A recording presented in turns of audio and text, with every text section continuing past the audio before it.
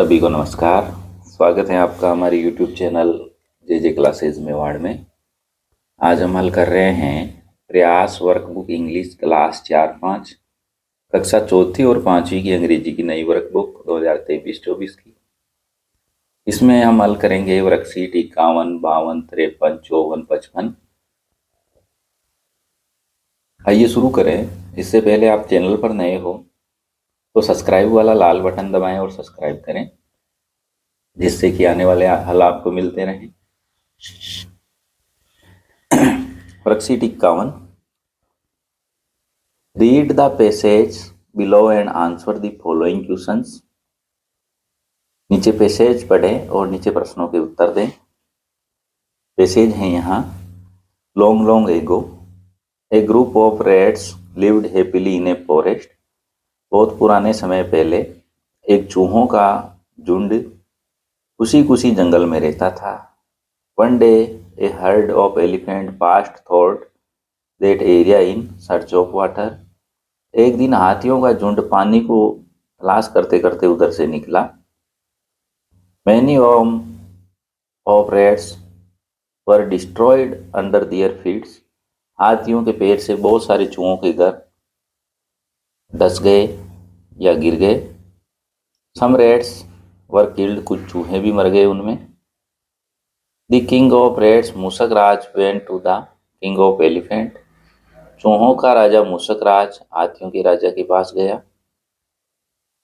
गजराज के पास। Gajraj and request him to take his herd thought another route to the pond. और हाथियों के राजा से प्रार्थना की, आप पानी पीने जाओ तो किसी दूसरे रास्ते से जाया करो, जिससे कि हमें हमारे घर नहीं टूटे। ये पार्ट भी है अंग्रेजी में, उसका ही पैसेज है। इसकी क्वेश्चन आंसर है नीचे। What was the name of king of rats. हाथियों के राजा का क्या नाम था। The name of the rats was Mushak Raj. चूहों के राजा का नाम था Mushak Raj. Who requested to Gajraj. Gajraj से रिक्वेस्ट किसने की। द किंग ऑफ रेड्स, चूहों के राजा, रिक्वेस्ट टू गजराज, चूहे के राजा ने हाथियों के राजा गजराज से प्रार्थना की। हुज होम्स वर डिस्ट्रॉयड, किसके घर टूटे। The homes of the rats were destroyed, चूहों के घर टूट गए।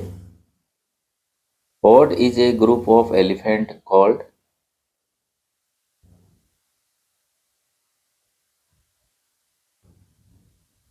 हाथियों ने क्या चिल्लाया या क्या आवाज लगाई। A group of elephant is called herd, जोर से चिंगाड़े। नीचे वाला है, how did Gajraj respond to Mushakraj request. What do you think, कि गजराज ने क्या रिस्पॉन्स किया मूसकराज की प्रार्थना पर। They think Gajraj might have escaped his request and have agreed to take his herd through another route. चूहों के राजा ने कहा तो हाथियों के राजा ने मान लिया कि हम अब दूसरे रास्ते से जाएंगे, उधर से नहीं गुजरेंगे। ये था वर्कशीट 51। वर्कशीट 52। ये लड़का देखिए क्या कर रहा है। वॉश यूर हैंड आफ्टर स्नाइजिंग और काउजिंग। तो हमें हाथ धोना चाहिए पहले मुंह धोने के या कुल्ला करने के बाद। इसके बाद है दूसरा, wash your hand after playing with pets.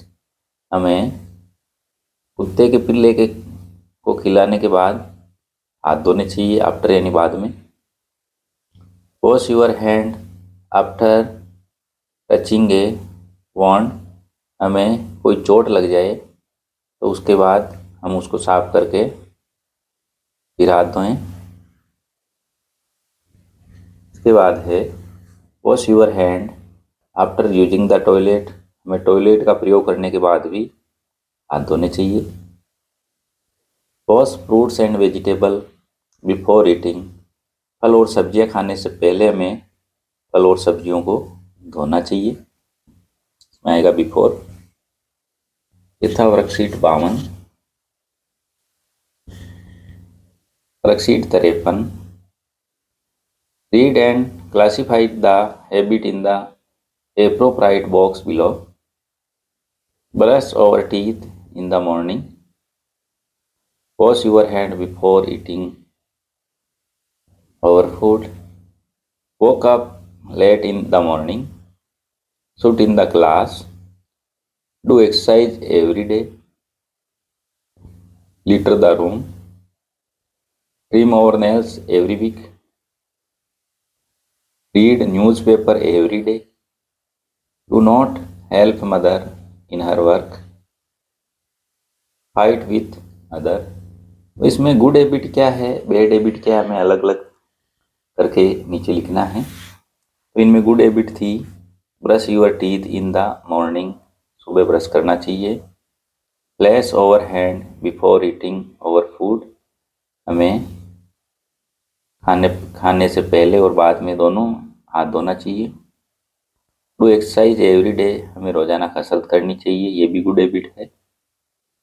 Trim over nails every week, हमें हर सप्ताह नाखून काटने चाहिए, ये भी गुड हैबिट है। रीड न्यूज़पेपर एवरी डे, हमें रोजाना अखबार पढ़ना चाहिए, ये भी गुड हैबिट है। बैड हैबिट बुरी आदत है sit in the class, class में बदमाशी करना। Litter the room. Do not help mother in the work, माँ की कोई काम में मदद नहीं करना। फाइट विथ अदर्स, दूसरों से लड़ाई करना, ये सब बैड हैबिट है इधर वाली। यह है गुड हैबिट यानी अच्छी आदत, बैड हैबिट बुरी आदत। ये था worksheet 53। Worksheet 54। Match the following columns to complete the sentence and write them in the space given below. Alwar is a district, Alwar एक जिला है। There are 12 month in a year, साल में 12 महीने होते हैं। ए वीक हैज 7 डेज, सप्ते में 7 दिन होते हैं। इससे मिलान करें। फिशेज लिव, मछली रहती है इन वाटर, पानी में। Mummal is in class first, Mummal class first में पढ़ती है। मिल्क इज वाइट, दूध सफ़ेद होता है। Peacock is our nation bird, मोर हमारा राष्ट्रीय पक्षी है। इसको मिलान करके हमने वापस लिखा नीचे। Alwar is a district, Alwar एक जिला है। There are 12 month in year, साल में 12 महीने होते हैं। ए वीक हैज़ 7 डेज, सप्ते में 7 दिन होते हैं। फिशेज लिव इन वाटर, मछलियाँ पानी में रहती है। Mummal is in class first, Mummal पहली क्लास में पढ़ती है। मिल्क इज वाइट, दूध सफ़ेद होता है। Peacock is our nation bird, मोर हमारा राष्ट्रीय पक्षी है। ये था worksheet 54। Formative assessment 8। Who does not live on the land, जो ज़मीन पर नहीं रहता है वो होगी शार्क मछली, ये नहीं रहती ज़मीन पर। जबकि बियर यानी भालू, डियर यानी हिरण, कव यानी गाय, ये तीनों ज़मीन पर रहते हैं। टिक द करेक्ट सेंटेंस, सही वाक्य होगा the sun is bigger than the earth, पहला वाला। Choose the correct preposition to complete the sentence, question 3 और 4। प्रीपोजिशन का प्रयोग करें। Wash the vegetable, cooking the food, सब्जियों को हमें धोना चाहिए बनाने से पहले। बिफोर, बिफोर राइट है इसमें। He should study before examination, हमें पढ़ाई करनी चाहिए एग्जाम से पहले, बिफोर। अगला है read the passage below and answer the following questions. Passage पढ़े और उनके नीचे उत्तर दें। Seema was a student of class 5। She lived in Azamatpur village One day, she saw an airplane flying over her village. She asked her father, who flies these aeroplanes? The father told her that pilots fly these airplanes. Next day, Seema asked her teacher about how to become a pilot. What inspired Seema in the passage? An aeroplane flying over her village inspired her. Based on the paragraph, write two sentences about Seema. Seema is a student. Seema is curious girl. Question number 7, match the following, complete the sentence. Each को मिलाना है a teacher. Guddi and Girish are best friend. Naresh was in class 4th last year. Deepti is learning to dance. ये था formative assessment 8। Worksheet 55, use this and these to make the following. तो हम this का प्रयोग करेंगे सिंगुलर के लिए, दीज का प्रयोग करेंगे प्लूरल्स के लिए, यानी एक से ज़्यादा के लिए दीज, और एक होगा उसके लिए दिस। तो दिस इज ए रेट, ये एक चूहा है। दीज आर रेट्स, यानी वह बहुत सारे चूहे हैं। एक के लिए आएगा this. This is a cow, ये गाय है। These are cows. This is a chair. These are chair. This is a book. These are books. ये था वर्कशीट 51, 52, 53, 54, 55 का हल। और भी हल देखने के लिए हमारे चैनल की प्लेलिस्ट में जाएं, वहाँ हमने सभी वर्कशीट के हल डाल रखे हैं। इसका हल आपको अच्छा लगा हो तो लाइक करें, शेयर करें, चैनल को सब्सक्राइब ज़रूर करें। धन्यवाद।